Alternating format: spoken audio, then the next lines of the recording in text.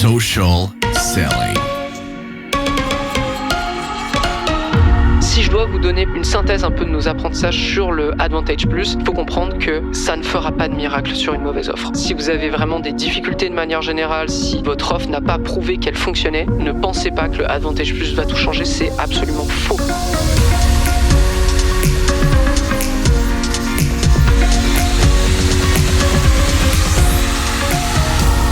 Bonjour et bienvenue sur Social Selling, le podcast 100% Facebook Ads présenté par l'agence J7 Media. Mon nom est Antoine Dalmas et nous voici ensemble pour un autre épisode fleuve dans lequel je vais m'efforcer de répondre à une très simple et pourtant cruciale question lorsqu'on fait de la publicité sur Facebook, à savoir comment diminuer son coût par acquisition. Alors, on va le faire tout de suite. Je vais alléger mes phrases en nommant le coût par acquisition désormais par CPA. Qu'est-ce que le CPA ? Eh bien, il se calcule simplement par le budget dépensé divisé par le nombre de conversions pour lesquelles vous travaillez. Par exemple, vous dépensez $200, vous générez 4 achats ou 4 leads, eh bien votre CPA est de $50 par conversion. Je tiens seulement à préciser que nous allons rester le plus large possible dans cet épisode. Il ne sera pas question de retour sur investissement ou même de cohorte de lead et de valeur à long terme d'un lead. Vous avez un CPA qui est trop élevé, il faut le descendre. Ça s'arrête là. Si je commence à prendre en compte le retour sur investissement, l'épisode va devenir très compliqué à suivre. D'ailleurs, pourquoi il faut faire attention à son CPA ? Eh bien, c'est un indicateur clé pour mesurer l'efficacité d'une campagne. Plus le CPA est faible, mieux c'est, car ça signifie que vous gagnez de l'argent sur chaque acquisition réalisée. Et si le CPA est élevé, cela signifie que vous perdez de l'argent par rapport à votre CPA historique, ce qui peut être problématique à long terme parce que votre budget n'est pas extensible et l'argent est toujours la raison numéro 1 dans ce genre de cas. Mais quelles sont les raisons qui vous sont imputables à la hausse de votre CPA ? Parce que oui, il y a des raisons qui vous sont imputables comme il y a des raisons qui sont totalement en dehors de votre maîtrise et dont on parlera un petit peu plus tard. On va rester là déjà sur les raisons en interne. Tout d'abord, vous pouvez avoir votre ciblage qui est trop restreint. Si vous ciblez trop étroitement votre audience, ça peut réduire le nombre de personnes atteintes par votre annonce et entraîner une hausse du coût par acquisition. Elle peut être aussi trop chère par rapport au nombre de conversions qu'elle apporte. Payer plus cher une diffusion de votre publicité doit forcément amener plus de conversions ou en tout cas des leads plus qualifiés. Autrement, ça ne sert à rien. D'ailleurs, je précise, mais on va parler des métriques qu'on regarde du coup pour analyser une hausse du CPA plus tard. Ensuite, vous pouvez aussi avoir un problème avec votre page de destination qui n'est pas optimisée. Si les gens qui cliquent sur votre annonce sont pas intéressés par la page de destination, eh bien, ils quitteront rapidement votre site, ce qui peut entraîner une baisse du taux de conversion et donc forcément une hausse du coût par acquisition, donc du CPA. Une autre et évidemment très probable raison, eh bien, c'est votre annonce qui n'est pas assez attrayante. Si votre annonce n'est pas assez attrayante pour inciter les gens à cliquer dessus, ça peut entraîner forcément une baisse du taux de clic et une hausse du coût par acquisition et même une hausse du coût de diffusion, donc du CPM. Vous aurez compris, on va en parler dans très peu de temps. Et il y a aussi d'ailleurs le ad fatigue, donc que votre annonce elle ait pu être attrayante auparavant, mais maintenant, dans sa campagne où elle a connu un peu ces grandes heures, eh bien, elle n'est plus aussi attrayante qu'auparavant et du coup, il faut en changer. Ensuite, pour terminer, vous avez évidemment l'offre. Votre offre est soit mauvaise, donc elle a eu de la chance au début, mais maintenant la réalité lui revient en pleine face, soit elle a terminé son tour de piste et elle ne peut plus être montrée à une certaine audience. Ça nous est déjà arrivé par le passé. L'offre aussi peut subir de la fatigue au même titre que des créatifs, d'où le terme de fatigue créative. On pourrait continuer à creuser, mais vous avez l'idée. En fait, pourquoi votre CPA en interne va augmenter ? Eh bien, c'est parce qu'un rouage de votre campagne n'est plus optimal et vous coûte plus cher à faire fonctionner pour pas plus de conversion. Et quelle est la raison externe maintenant à une hausse de votre CPA ? Eh bien, on en avait parlé sur Social Selling, c'était en 2022, mais quand j'étais tombé là-dessus, j'ai trouvé ça juste incroyable. Il faut savoir que 57% des performances des campagnes sont conduites par des facteurs externes à l'annonceur, ce qui vous laisse moins de la moitié pour optimiser au mieux vos conversions et donc forcément vos coûts par conversion. Ça, c'est une étude qui a été organisée par le cabinet Nielsen, qui a été fait en partenariat avec Meta et c'est eux qui nous expliquent que justement la fréquence, la portée, et surtout les créatifs sont des moyens très efficaces pour maîtriser, disons, le peu de marge que vous avez, parce que globalement, ce qui explique cette étude, c'est que vous avez moins de la moitié de marge de manœuvre pour que vos performances soient optimales. Le reste, eh bien, comme vous avez compris, vous êtes sur une plateforme où vous n'êtes pas les seuls. Il suffit qu'il y ait une concurrence plus forte sur certaines audiences que vous utilisez, eh bien votre CPA va augmenter. Il suffit qu'une concurrence soit plus forte sur certaines périodes, genre le Black Friday, novembre, décembre, eh bien vos coûts par acquisition vont s'envoler. Ou il suffit que la concurrence, elle ait de meilleures pubs que vous. Donc, Meta va forcément vous faire plus cher. Bref, la stabilité n'est jamais totalement acquise sur Meta, sur Facebook Ads. C'est d'ailleurs pour cette raison que certaines solutions, dont on va parler plus tard, fonctionnent. Et ce qui va me permettre d'ailleurs enfin de faire entrer la question suivante. Quelles sont les métriques qui indiquent une potentielle augmentation de votre CPA? En fait, quelles sont les métriques qu'on va regarder justement pour évaluer où est le problème?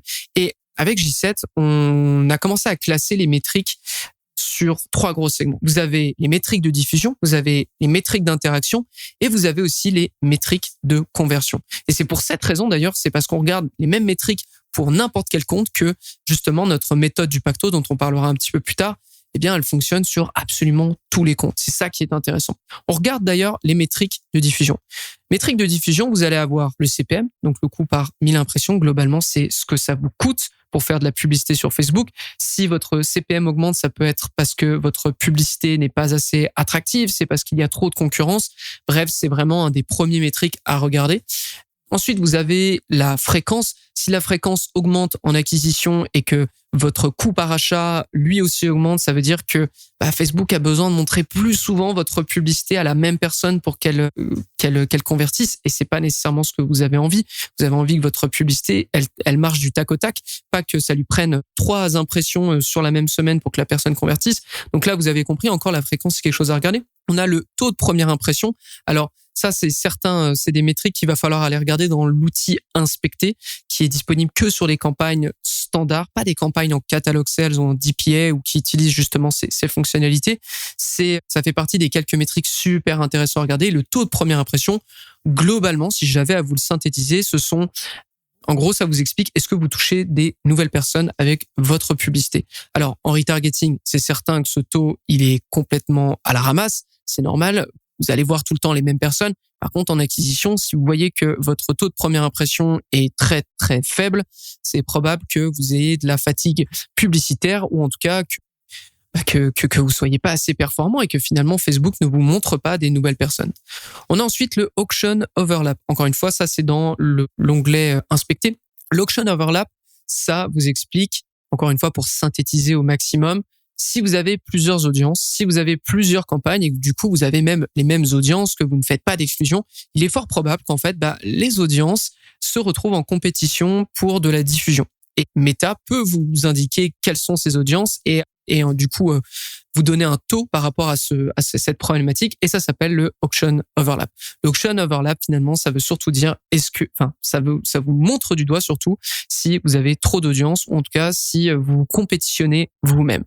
Ensuite, vous aurez aussi le Auction Competition qui est du coup qui est par rapport à la compétition, donc sur votre audience, sur la période donnée, est-ce que la compétition est plus forte que vous? Est-ce que justement vous, du coup, si elle est plus forte, donc ça peut expliquer que votre coût de diffusion augmente.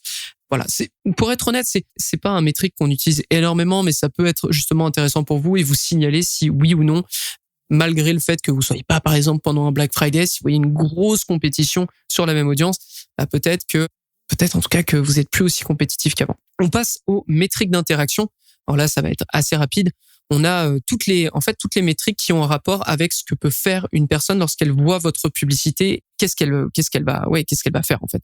Donc, il y a pour nous, ce qui est intéressant, le clic sur lien et le coût par clic sur lien.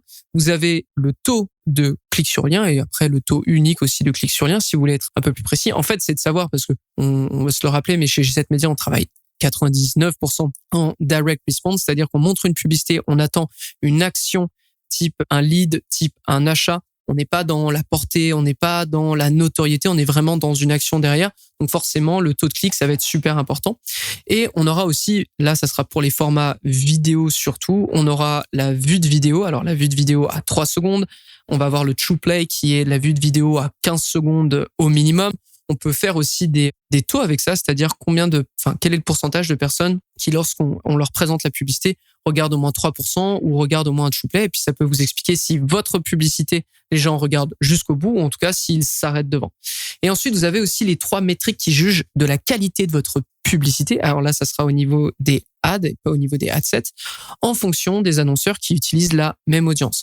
Vous allez avoir le Quality Ranking, le Engagement Rate Ranking et vous avez le Conversion Rate Ranking. En gros, c'est de se dire, est-ce que par rapport à d'autres annonceurs sur cette même audience, votre publicité génère pas mal d'engagement? Est-ce qu'elle est mieux que les autres? Est-ce qu'en termes de conversion, elle est mieux encore que les autres?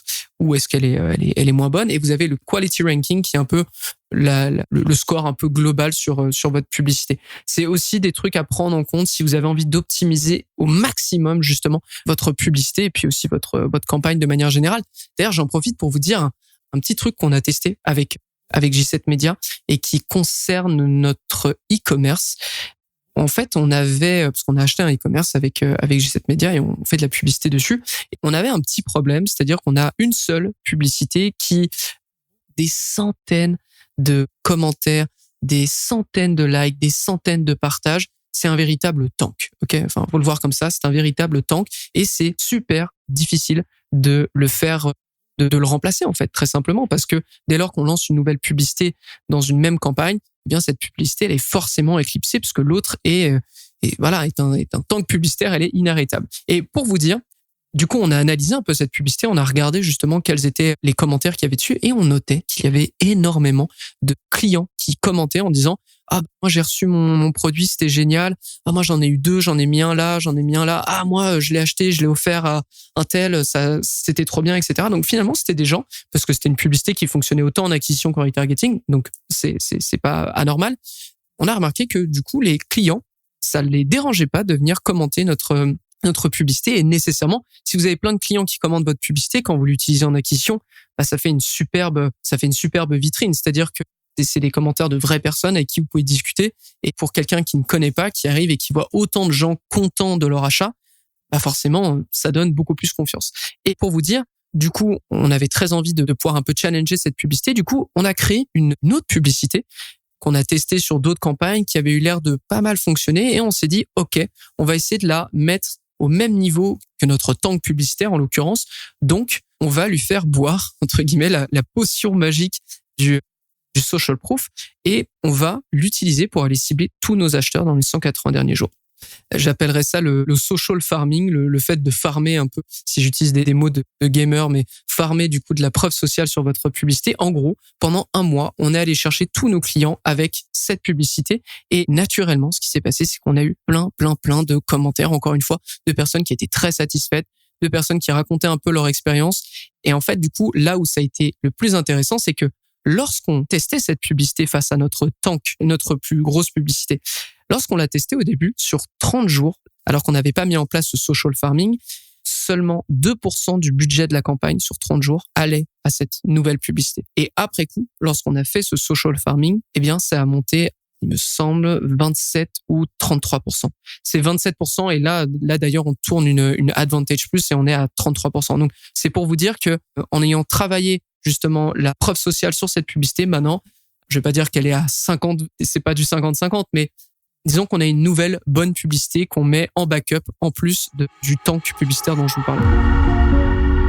À tous les auditeurs du podcast Social Selling, j'ai une question pour vous. Aujourd'hui, est-ce que vos campagnes Facebook Ads fonctionnent à la hauteur de vos attentes? Est-ce que malgré les tests que vous faites, vous blâmez encore iOS 14 pour vos résultats à la baisse? Dans la dernière année, chez J7 Media, on a redoublé d'efforts dans nos tests et on sent une nette amélioration avec les campagnes de l'ensemble de nos clients. En plus de campagnes Facebook Ads, on a également amené à notre agence des services en publicité Google afin d'intégrer une approche multicanale à notre stratégie. Un département email marketing possédant la certification Platinum offerte aux agences premium chez Klaviyo. Un studio vidéo orienté sur la création de contenu natif et plusieurs autres services vous permettant d'accélérer votre croissance. Donc, si vous désirez un nouveau partenaire pour terminer terminer l'année en force, on vous invite à vous rendre au www.j7media.com/social selling. Donc, je le répète, J, le chiffre 7, média au singulier.com, SOCIALSELLING, ou encore écrivez-moi directement en privé sur LinkedIn. Et je me ferai le plaisir de personnellement discuter avec vous afin de savoir comment on peut vous bâtir sur mesure une analyse de vos efforts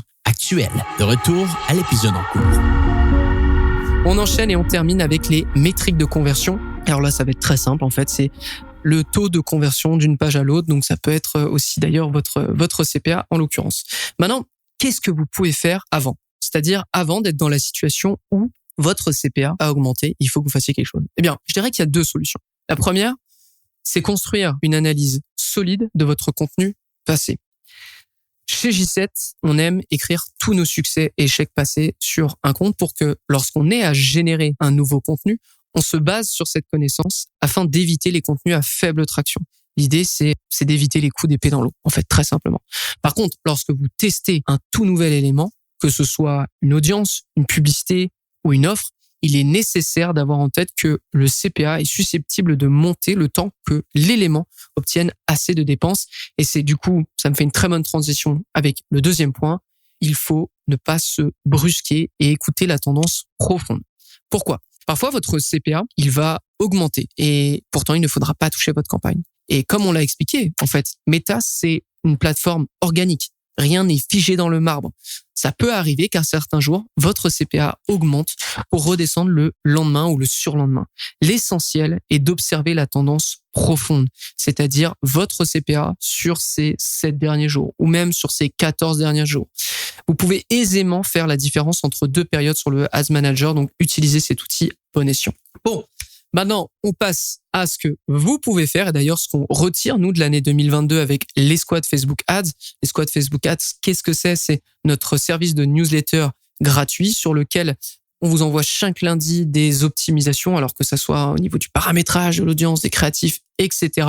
Le lien est en description si vous n'êtes pas encore inscrit. Et d'ailleurs, je précise aussi, mais les squads Facebook Ads, maintenant, c'est plus de $200 000 de tests en publicité. Ça a été lancé en 2021. On a maintenant, je dirais, plus d'une soixantaine d'emails, donc une soixantaine d'idées d'optimisation. Vous pouvez, si vous voulez, acheter le pass de l'escouade. Ça vous permet d'avoir un accès rétroactif toutes les escouades qu'on a pu envoyer par le passé, parce que je dois vous le dire, mais une fois que vous vous inscrivez, vous n'avez pas un accès rétroactif. Vous recevez à partir de l'instant T les prochaines escouades, mais vous n'avez pas accès aux anciennes. Donc, si vous avez aussi envie de vous offrir du coup ces 60 optimisations, et puis d'ailleurs, ça va continuer à augmenter parce qu'une fois que vous l'achetez, c'est à vie, donc vous aurez toutes les futures escouades, eh bien, le lien est aussi en description. Je referme la parenthèse. Et on va parler de ce qu'on peut faire lorsque le CPA augmente. Et j'en ai un peu parlé, je l'ai un peu introduit, mais on utilise évidemment notre méthode du pacto. Le pacto, c'est en gros, après quelques années, à bien optimiser des campagnes et puis surtout à voir que, en fait, toutes les campagnes, c'est un peu la même chose, c'est-à-dire qu'on utilise les mêmes métriques pour savoir où est le problème. Eh bien, on a créé du coup la méthode du pacto qui veut dire paramétrage, audience, créatif, tunnel de vente et offre. À savoir que le paramétrage, c'est ce que vous pouvez changer le plus rapidement possible, alors qu'une offre, à l'inverse, eh bien, c'est la base de votre campagne. Une offre, vous pouvez pas en lancer une tous les 2 jours parce que nécessairement, ça veut dire des nouveaux créatifs, probablement une nouvelle audience, probablement un nouveau tunnel de vente, etc., etc. Donc, c'est quelque chose qui reste beaucoup plus longtemps et qui est surtout beaucoup plus difficile à changer. Donc, on va commencer par le paramétrage et je vais vous parler de ce qui a été, je pense, la très, très grande révélation pour 2022. Ça a été le Advantage Campaign Plus ou le Advantage Plus Campaign. En gros, vous laissez Facebook tout faire, c'est-à-dire que vous chargez simplement des publicités et vous lui dites juste « je veux que tu fasses de la publicité au Canada, aux États-Unis, en France et rien d'autre ». On avait déjà fait ça un peu avec l'audience Broad, sauf que là, c'est vraiment toute une interface et tout un outil qui a été mis de l'avant par Meta et surtout qui a été testé par Meta, en l'occurrence, et qui, on doit le dire, qui fonctionne très très bien. Et on a fait comme une quinzaine de tests chez G7 Media. Aujourd'hui, je peux vous dire que une grosse moitié donnait de très très très très bons résultats. D'ailleurs, je peux vous donner une moyenne si vous avez envie de vous lancer dans le Advantage Plus, mais Si vous demandez quel est le budget à mettre, eh bien, nous, en moyenne, on met 4 fois notre CPA en budget journalier. C'est-à-dire que ça me coûte $25 de faire un lead, $25 de faire un achat. Eh bien, par jour, je vais mettre, du coup, 4 fois 25, donc $100 par jour. OK? J'étais pas très bon en calcul mental, mais bon, voilà, c'est pour ça que j'ai un peu douté. Mais si je dois vous donner, par contre, une synthèse un peu de nos apprentissages sur le Advantage Plus, il faut comprendre que ça ne fera pas de miracle sur une mauvaise offre. OK? Si vous avez vraiment des difficultés de manière générale, si votre offre n'a pas prouvé qu'elle fonctionnait, ne pensez pas que le Advantage Plus va tout changer. C'est absolument faux. Le Advantage Plus, c'est à lancer si vous avez eu du succès par le passé avec les mêmes éléments, les mêmes offres, les mêmes bonnes publicités. Et c'est là, du coup, que je fais le pont avec ce que j'ai dit précédemment dans l'épisode, en fait.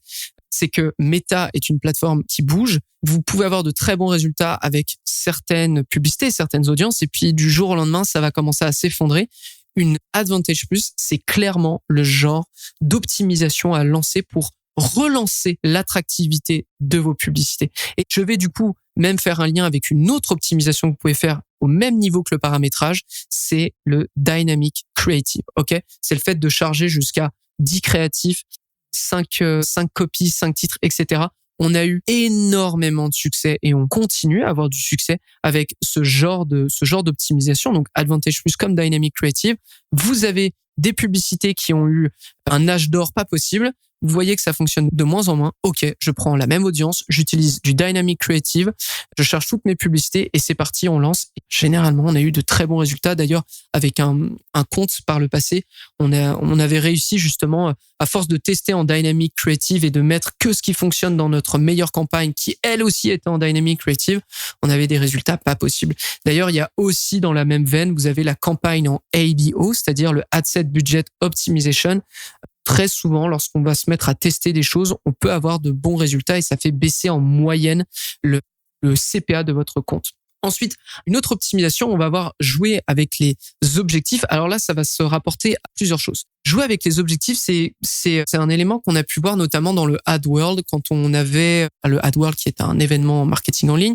On avait Ezra Firestone qui est une sommité dans le Facebook Ads game, si je puis dire, et qui nous expliquait que très souvent, lui, eh bien, il va avec les mêmes publicités, avec les mêmes audiences, il va tester des objectifs différents pour bien quadriller une audience et pour d'ailleurs avoir une diffusion qui coûte moins cher parce que on va se le dire, entre une campagne de conversion achat et une campagne de trafic, votre CPM n'est pas le même, OK? Si vous avez une audience où vous savez que vous êtes performant, si vous avez une publicité où vous savez que vous êtes performant, eh bien Ezra Firestone lui n'hésite pas du coup à jouer avec les objectifs et passer en trafic ou en vue de vidéo, etc. Nous, on a pu le tester aussi avec les squads Facebook Ads à plusieurs reprises. Tout d'abord, en reculant l'objectif parce qu'on n'arrivait pas à faire assez. Enfin, en gros, par exemple, achat, on passait en add to cart parce que nos achats nous coûtaient trop cher et on n'avait pas assez de volume. Et bien, parfois, en passant en add to cart, on avait beaucoup plus de volume de add to cart et donc plus d'achats derrière. Ou à l'inverse, d'ailleurs, augmenter, aller plus loin dans les conversions. Là, ça se rapportera plus annonceur qui est un lead gen, par exemple, il a 2 événements, il a le lead et il peut avoir une rencontre bookée, par exemple. OK? Un lead qui, une fois qu'il est devenu lead, va prendre une rencontre. Bah ça, c'est quelque chose aussi sur lequel vous pouvez jouer. Vous pouvez au début utiliser les leads parce que vous allez avoir beaucoup de conversions et ensuite lorsque vous pensez que vous avez le bon combo audience, offre et publicité, eh bien passer à la suite et du coup aller chercher l'audience finale, l'audience du rendez-vous booké. Un autre point aussi qui était intéressant dont on parlait dans les squads Facebook Ads, c'est qu'à ce niveau-là, on avait un client sur lequel notre audience en apparence était totalement saturée. On était en acquisition, on était en lead et en fait, on a décidé de tester du coup cette même audience sauf qu'on a changé complètement l'objectif, on est passé en achat. Et ce qui s'est passé, c'est que la situation s'est complètement débloquée. Alors qu'on avait exactement la même audience qu'avant, eh bien, on allait chercher des gens qui, selon Meta, étaient capables de faire des achats. Mais pour faire un achat, en l'occurrence avec l'annonceur dont je vous parle, vous étiez obligé de passer par un lead dans un premier temps. Et du coup, on a eu énormément de leads pour beaucoup moins cher. Voilà. On enchaîne avec, par exemple, le COSCAP aussi, qui a eu un énorme, je dirais pas un énorme, mais un bon succès en 2022 et qui continue à être un succès. Disons que c'était, alors le COSCAP, pour rappel, c'est l'idée de ne payer que pour un certain prix de conversion. C'est-à-dire que vous avez ce problème de il faut que je ne dépasse absolument jamais, par exemple, $40 le lead ou $40 l'achat. Eh bien, je vais utiliser un cost cap ou un cost per result goal, maintenant en anglais, de $40. Et l'idée, c'est que Meta ne dépense jamais plus de $40 pour faire une conversion. Et s'il peut payer moins cher, d'ailleurs, il payera évidemment moins cher. C'est quelque chose qui, il y a 2-3 ans, fonctionnait pas. Pour être très honnête, c'était pas terrible. D'ailleurs, tout ce qui était de ce style, on n'avait jamais de succès avec, pour être honnête. Et de plus en plus, en fait, ça fait depuis 2022 et 2023, je pense que ça va s'accélérer de plus en plus. Mais ça fonctionne de mieux en mieux. C'est de plus en plus fonctionnel. On a de plus en plus confiance dans cet outil. Donc, le seul point intéressant, le seul point important à prendre en considération là-dedans, c'est qu'il faut absolument que vous ayez eu du succès avec vos éléments, que vous ayez atteint le cap que vous vous mettez à l'heure actuelle. Parce que si, imaginons, de manière générale, vous êtes toujours à $50 le coût par achat et que vous dites, je vais tester le cost cap, je vais le mettre à 35, eh bien, rien dans le passé ne vous a prouvé que vous étiez capable de faire 35 et il y a peu de chances que le cost cap fonctionne à ce point-là. Hey, je fais une petite pause dans la lecture de votre épisode parce qu'une fois que j'ai terminé de l'enregistrer, ça faisait quasiment 1 heure de podcast. Donc, je suppose que vous n'avez pas envie de passer 1 heure à écouter du social selling. Donc, ce que je vous demande de faire, c'est de venir vendredi. Vendredi sortira la partie 2 de l'épisode. Je fais juste un petit rappel parce que j'ai dû le mentionner au cours de ces quelques dizaines de minutes avec vous. J'ai parlé de l'escouade Facebook Ads. Le lien est en description. C'est notre service de newsletter gratuit. Chaque lundi, vous recevez une optimisation, que ce soit du paramétrage de l'audience, etc. C'est totalement gratuit. Je vous laisse aussi le lien du pass de l'escouade Facebook Ads, qui est l'accès rétroactif à tous nos anciens escouades Facebook Ads et même à ceux qui sortiront. Donc, c'est vraiment un accès à vie. Il y a une 60aine d'emails, en tout genre, avec plein d'optimisations qui peuvent être utilisées par n'importe quel annonceur. Je vous ai probablement aussi parlé de la J7 Academy, notre service pour média buyers avancé en publicité Facebook. À nouveau, si vous avez envie d'y avoir accès, si ça vous intrigue, je vous laisse le lien dans les notes de l'émission. Et quant à moi, je vous donne rendez-vous pour la partie 2 ce vendredi. À très vite et merci de nous suivre sur Social Selling. Social selling. Social selling.